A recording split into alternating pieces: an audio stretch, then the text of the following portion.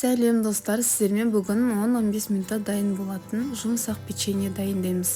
Жұмыртқаның үстіне шым-шым тұз, ванильный сахар және де шекер салып, жақсылап араластырамыз. Үстінен сұйық майды құйып, жақсылап араластырып, ұнымызды екіге бөліп саламыз.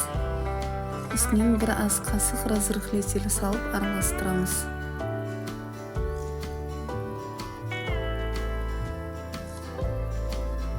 Қалған ұнымызды салып, қамыр илейміз.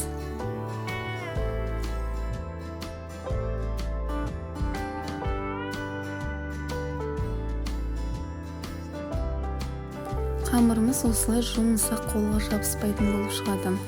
Еленген қамырды жақсылап алақанмен домалатып, осындай формочкаларға келтіріп аламыз.